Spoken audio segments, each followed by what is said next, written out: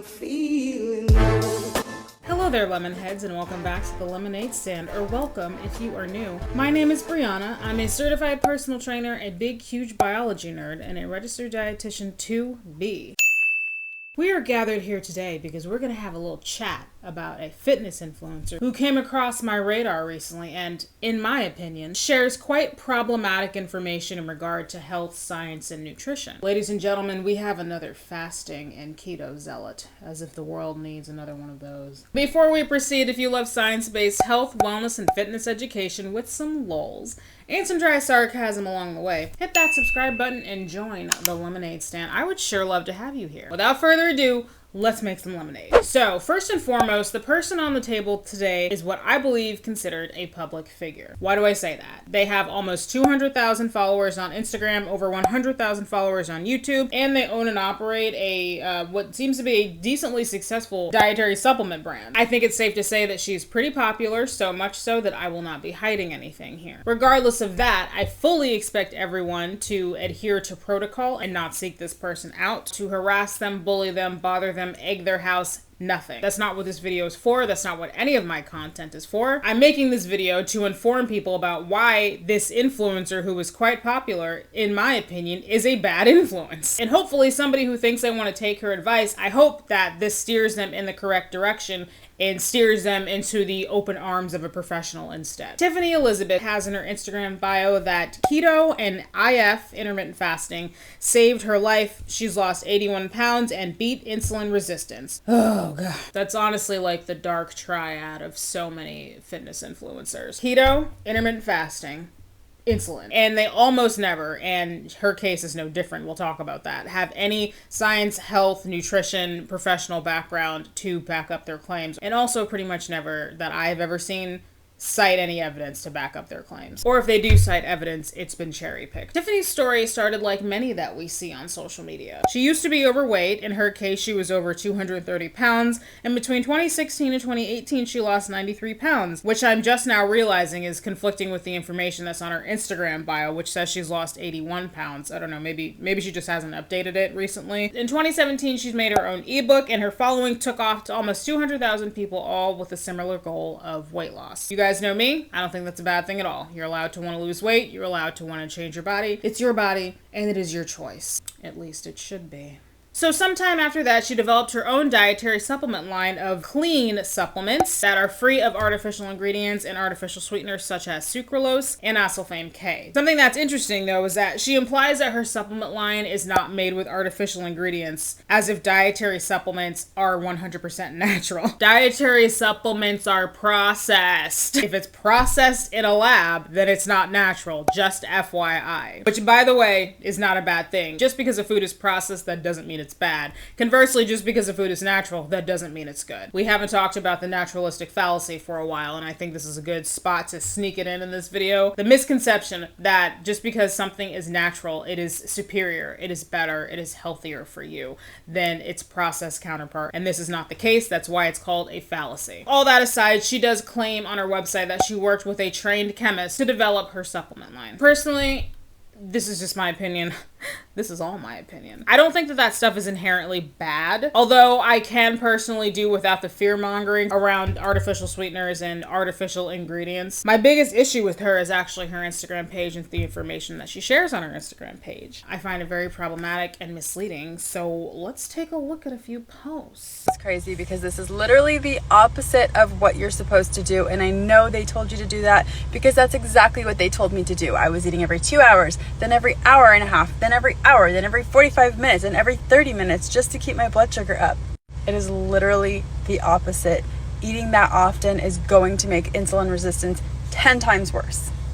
So the way that I reversed mine and many others have is intermittent fasting and low carb. So as you can see, it looked like she was responding to a comment of somebody saying, just diagnosed with reactive hypoglycemia, told to eat small meals all day, not sure I like that idea. Tiffany is giving this person advice. To me, it basically sounds like she's telling this person to defy what the healthcare professional said to them. And also, I think we should get a definition to reactive hypoglycemia because Tiffany does say that she herself has been diagnosed with it. From mayoclinic.org, reactive hypoglycemia, aka aka postprandial hypoglycemia, refers to low blood sugar that occurs after a meal, usually within 4 hours after eating. This is different from low blood sugar hypoglycemia that occurs while fasting. So, yeah, I don't like that. Like this person, I assume got a medical diagnosis and they got recommendation from a licensed healthcare professional. And I feel as though she's implying that this person should not listen to their healthcare professional.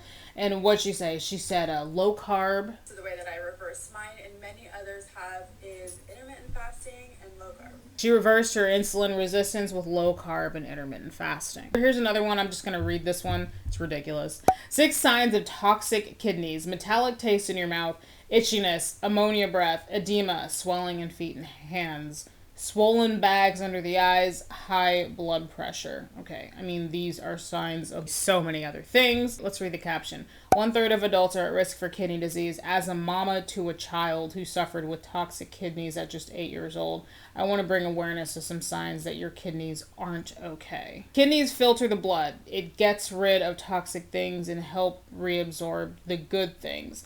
The more you lose this function, the more you get rid of nutrients you need and you hold waste products. Hashtag toxic kidneys. The number one cause: high glucose flowing through the body. What causes high glucose? Too many carbohydrates and sugar. Demonizing carbs and sugar. This is why the most important metric we measure should be blood sugar, not calories. So that post was all over the shop. And then, of course, she didn't cite any sources. Honestly, as messed up as what we just read was, I don't believe that that's the biggest issue with what we just read. Let's look at the comment section, and I saw a comment exchange that I found to be very disturbing. Somebody commented and said, "How do you fix that? Because I literally have all those symptoms as I speak, and I couldn't figure out what was happening." She replied to this person and said, "You're going to have to bring the carbs and sugar way down. There's no other way to bring your glucose down." The person responded back and said, "Okay, that makes so much sense. Which meal program on your site do you suggest I get to do that?" She responded and said, "I would start with clean keto for beginners and then move up from there at your pace." Do I have to tell you guys why this is like highly, highly disturbing? We're going to talk about this Tiffany person. What did I say her last name was? Tiffany Elizabeth. We're going to talk about like her credentials and healthcare background. To my knowledge, she doesn't have any. If she did, I don't know why she wouldn't talk about it more, put it on her website, put it on her Instagram bio. I couldn't find any information that she has a healthcare background. But even if she did, I find it inappropriate to be diagnosing and treating people through Instagram comments. Let's look at another clip. Okay, you guys, I've been waiting for my new sensor. I had a couple days without it, and so I am super excited to have it back. I'm gonna just show you guys really quickly how simple this process is. I'm gonna try to go fast so that I have enough time to stick it into one video. So we're just gonna take it off.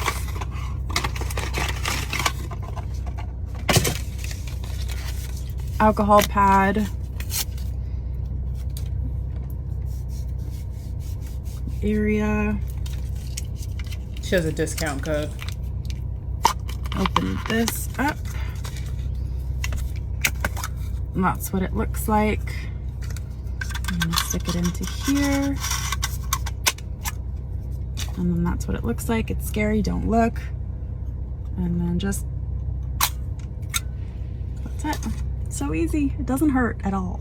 Okay, so what we just saw her doing, she was applying what's called a CGM to her arm. A CGM means continuous glucose monitor. Let's read her caption. New sensor has arrived. Here's how to put it on. It doesn't hurt. Why monitor your blood sugar? Blood sugar mirrors insulin. Insulin controls everything. Too much insulin equals insulin equals insulin resistance. Insulin resistance is plaguing the US right now, and if you've noticed, a lot more people are catching on and starting to talk about it. Control your blood sugar, control your life. Once this becomes mainstream, there will be no more discussion of good carbs / bad carbs. There will be no more discussion of calories in versus out.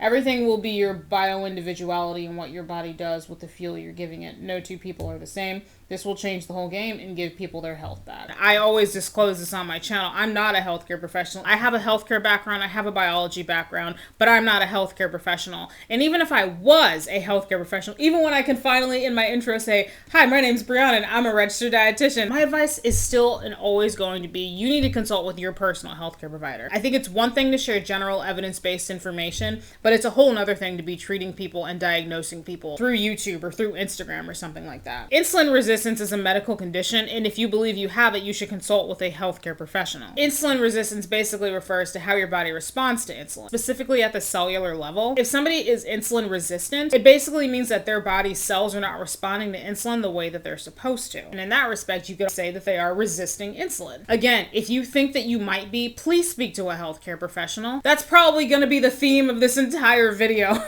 Talk to a healthcare professional. Talk to your freaking doctor. This kind of introduces us to a new trend that I'm seeing become more and more popular among like fitness influencers, and I genuinely do not understand it. And that is being obsessed with controlling your blood sugar levels when you are not a diabetic and are in otherwise good overall health. Now, she does say, and she will hear her say again, that she has been diagnosed with reactive hypoglycemia, which is fine, but that's her own diagnosis. But she's sharing this stuff with the implication, I feel like it's the implication that other people should also do it and it will fix them, as if her diagnosis and if the things that she's doing applies to everyone. Now, if a healthcare professional recommended that she start using this CGM, then I honestly don't, I'm not bothered by that. You know, it's your healthcare professional. We want to assume that they have her best interest in mind and that they know what they're talking about. So like, if that's what your healthcare provider recommended you do, then, you know, then do it, go off. However, as you guys saw me point out in that clip, she said,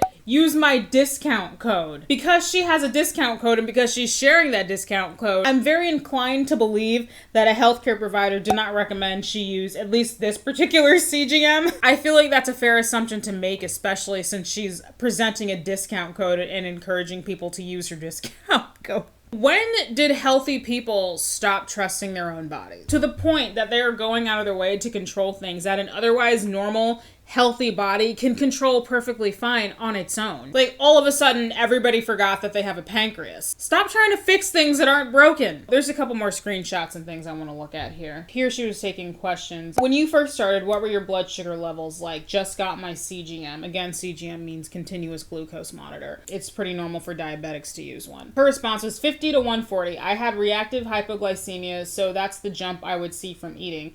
Then she says 80 to 90 is a normal healthy range. You shouldn't spike more than 20 points after a meal. Oh my God. Just FYI, everybody, 80 to 90 is not considered the normal healthy blood glucose range. Maybe that's what her healthcare provider told her, but generally a healthy blood glucose range for a overall healthy non-diabetic human is 70 to 100 or 70 to 99. That's actually what's considered a healthy range, and I will cite my sources to prove that. I have learned that in school. I learned that when studying my biology degree. And then she said, you shouldn't spike more than 20 points after a meal. Well, doesn't that depend on the person and what they're eating? If she has reactive hypoglycemia, then her blood sugar levels after a meal are going to be different than somebody who doesn't have reactive hypoglycemia. That doesn't apply to everybody. Here's another clip. You guys, because that's why I get these messages from nurses who are like, you are hypoglycemic and we would treat you with that. And I'm like, I'm not hypoglycemic. I have my ketones. So it's different when you do eat carbs and you go hypoglycemic because you don't have the ketones.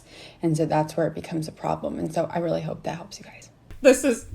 There's just so much wrong with that. Like, I know I just said that I don't believe it's appropriate to, like, administer care or, like, give somebody advice over the internet, but, like, those nurses are right. There's truth to what they're saying. And, I mean, I guess it's not the same thing as them administering care or treatment. I guess they're just making a general recommendation about what they would do. And then this girl, Tiffany, just said, I'm not hypoglycemic, though. I have my ketones. And then she said, what did she say? If you eat carbs and go low, no ketones are present and it's very dangerous. This is false. Ketone bodies, aka ketones, as we hear most of the time in social media, are the result of your body mobilizing fat for energy when it's basically been tapped out of glucose to use for energy. If your body does not have enough glucose to use for energy or glycogen to use that it can mobilize and break down into glucose to use for energy, then that means that you're likely in a state of hypoglycemia. Now, it may sound great for your body to be using fat for energy instead of glucose, but remember, the human body prefers glucose for energy, which comes from the consumption of carbohydrates. I know keto zealots and fasting zealots everywhere will say that's not true, but it is true. It's been true since the beginning of time. It's not my opinion. That's a fact. It's biology. It's physiology. Just about every cell in your body and almost every metabolic process needs glucose. When your body is making ketones, that actually means that it has resorted to a backup source of fuel because it does not have enough glucose to sustain your blood sugar levels, and not just that, but also sustain your metabolism overall. Pretty much every cell in your body requires glucose, and glucose is required for most metabolic functions that your body carries out. When you go through times of prolonged fasting or starvation without eating carbohydrates, your body switches on a metabolic process called gluconeogenesis. Gluconeogenesis is basically reverse glycolysis. That's how I was taught about it in school. Gluco means sugar, neo means new, genesis means the beginning. So in short, gluconeogenesis is the metabolic process through which your body has to begin making glucose from non-carbohydrate sources. And usually this source is fat. The byproduct of this breakdown of fat, the byproduct of gluconeogenesis, is ketone bodies. They are acetone, acetoacetate, and beta-hydroxybutyrate. Now, it's not generally considered to be dangerous to be in a state of ketosis from your nutrition state, but too many ketones in your body for too long can start to cause serious problems. Please don't listen to this information. If you have the access, please consult with a licensed healthcare professional instead. And if you don't have the access, I'll share with you some reputable sources that you can look at that are not a fitness influencer. Here's another one. Signs you're a fat burner. High energy, doesn't need to eat often, weight loss at will, getting hangry isn't a thing, no cravings, just a quiet brain. All right, we just have to take a short break because my camera overheated. Alpha, why are you staring at me? Sugar burner, low energy, has to eat often, can't lose weight, hangry, cravings. Oh, God. Let's read the caption. Which one are you? Fat is a superior fuel to sugar because it doesn't run out. False. Sugar runs out quickly, which is why you need food often. This is why people who are running off of fat ketones don't need to eat often. They're running off fat storage, which holds around 100,000 calories. Doesn't it depend on the person? Somebody who weighs 600 pounds probably has more than 100,000 calories of fat storage versus like me. I'm definitely not super lean, but I definitely do not have 100,000 calories worth of fat storage. Something that just occurred to me while I'm editing this is I bet that she's probably basing that value off of the rule. I'm putting that in quotation marks. I'll tell you why in a minute. Off of the rule that 1 pound of fat equals 3,500 calories. The reason I put that in quotation marks is because that value is actually really not based conclusively on science. It's just kind of something that people say. So I wonder if maybe she's basing that 100,000 calories or whatever she just said on that. If we go based on that quote unquote rule of 1 pound of fat equals 3,500 calories, then, again, that varies wildly from person to person. Somebody who's 8% body fat versus somebody who's 25% body fat, they have a vastly different amount of body fat and therefore a different amount of stored energy in that body fat. Running off sugar will make you want food around every 2 hours. Even if you ate a big meal, you'll still crave sweets after you're full. A quiet brain is one that doesn't constantly obsess over the next meal and what deliciousness is next. Okay, so I guess by her definition of a quiet brain, I guess I do not have a quiet brain. My brain never shuts the up because I love food and I'm constantly thinking about it. Every meal and snack doesn't need to be the best thing you ever had. This changes from food is fuel to food is for fun. Food is fuel. Physiologically, food is fuel, but why can't food also be delicious? I love food, obviously, you guys know that. I love food because I love food science, I love physiology, and I love cooking. Food absolutely is fuel, but why can't it be fun too? I spent 29 years being a sugar burner. Okay, so you spent 29 years being a human. Okay. Let me tell you, it's a different life running off fat fuel. Free food list. And then she apparently has a free food list on her website. Okay, so fat burner and sugar burner is something that I've seen a lot on social media, and I follow a lot of scientists who have debunked it so many times over and over. Scientist with a board, he's somebody that I follow, and I actually communicate with him directly through DMs occasionally. I actually think he shared this post to his story. It was basically like, this is nonsense, this is not a thing, and that's actually how I found out about this person. But yeah, false. Being a fat burner versus a sugar burner, that's not a thing. It's a thing that keto and fasting zealots have made up. Basically, if you're a carbon-based life form, if you're a human, then your body prefers glucose, sugar for energy. What she just said, fat is a superior fuel to sugar, that is absolutely categorically incorrect. Fat is not the preferred fuel for your body. glucose is. This is just more of the same keto and fasting rhetoric that we always see from people who are just overzealous about both of those things. So I did mention before that she's very open about her own health journey. She says she has been diagnosed with reactive hypoglycemia, which we defined earlier. Personally, I don't believe that there's anything wrong with someone sharing their journey, really. But what I take issue with is the things she shares and how she shares. It's one thing to share your journey, but it's another thing to give someone, especially a stranger that you don't know, medical advice based on your own experience. Then that person before we saw asked her about like toxic kidneys, and she said you need to lower your carbs and your sugar. You gave that person medical advice. And then on top of that, all the misinformation that she's spreading. That is not okay. So as far as her professional background and credentials, as far as I could find, between her website and her Instagram page and her YouTube, she does not appear to be a healthcare professional of any kind. I could not find anywhere to where she describes her educational background. So to my knowledge, based on the information that I was provided, she does not have a professional or educational background in the fields of science, health, biology, nutrition, or any related field. However, and I said this before, even if she is a world-renowned physician that specializes in this stuff, I personally still find it inappropriate to be giving a stranger healthcare advice like this through Instagram DMs when they're not directly your patient. Obviously, there's exceptions to that. For example, like it's 2022. We can like communicate through our with our doctors through apps and stuff like that. Like I communicate with my nurse practitioner through the messaging portal that I have. That's totally different. I'm a patient of hers and she knows my medical history. Obviously that's different,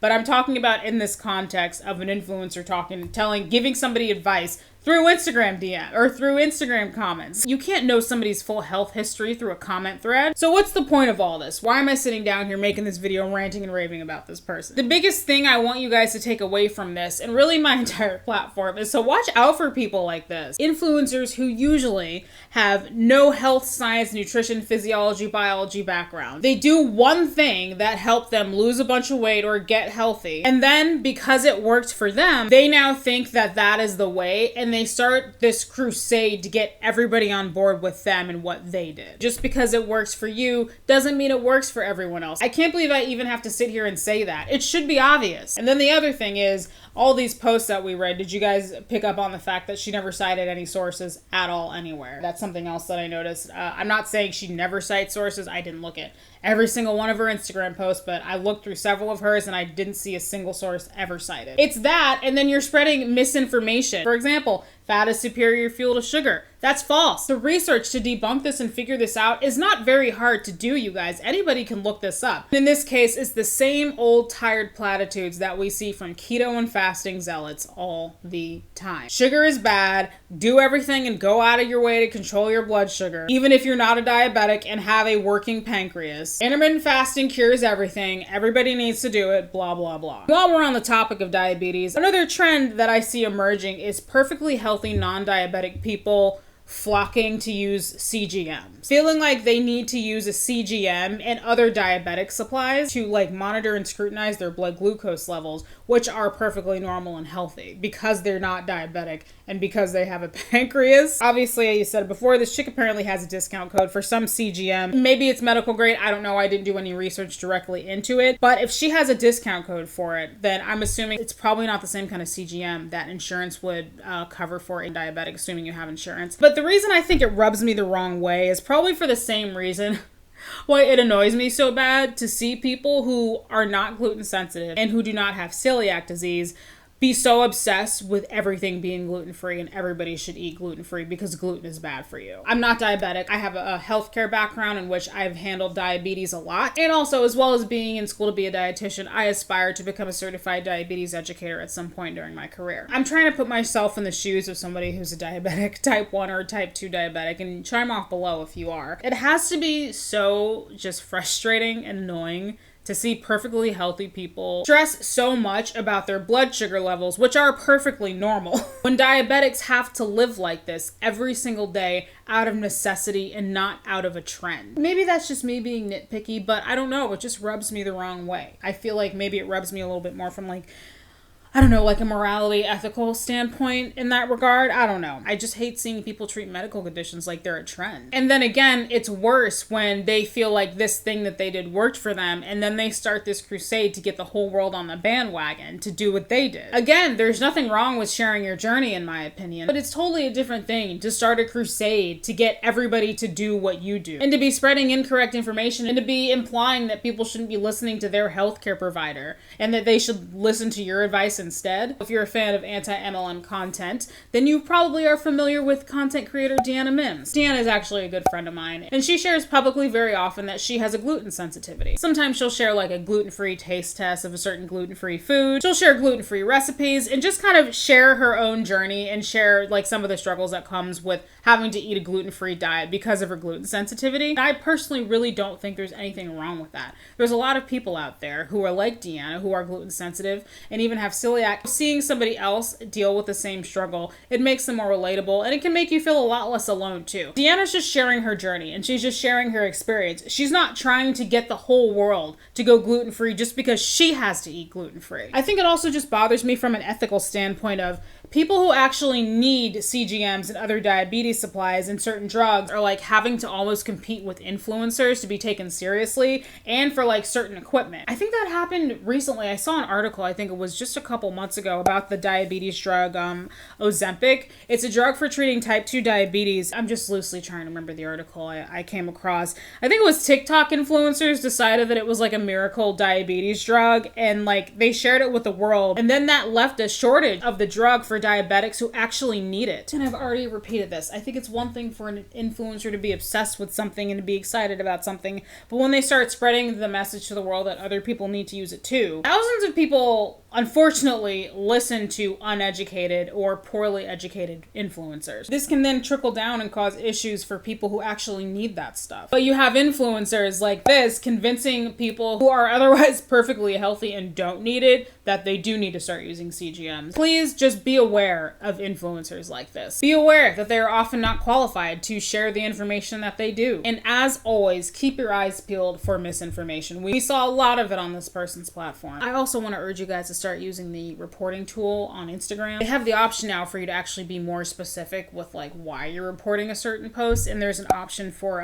like to report specifically like false health information. I'm willing to bet they probably updated that feature to include false health information because of psycho anti-vaxxers spreading dangerous misinformation over these last couple of years. All right, in conclusion, I already concluded. I'm just used to saying in conclusion. If you made it to the end of this video, comment CGM. I think that's fitting. Thank you so very much for watching. Follow me on Instagram, check out my merch store, visit my website to check out my fitness guides. All that stuff will be linked below. If you liked this video and you liked me, hit the like button, and why not also subscribe while you're at it? Turn on the bell. And if you didn't like this video and you just hate watched it, I mean, you made it to the end. What are you doing? You can also dislike it. That helps too. Thank you again for watching. I really appreciate it, and I will see you guys in the next one. Bye. Oh man, you guys are so cute. Oh, what a big old stretch. What a big old stretch, dudes. What's up, dog? Yeah. What an old man stretch. Zeus, do not sniff your brother there. Oh my goodness. You two are just, God, you two are handsome. You two are just so handsome. Everybody's all tired. They had their exercise not too long ago, and they've been napping. Elf. You guys love her tongue and her teeth. Hey, baby. Oh, there's her teeth.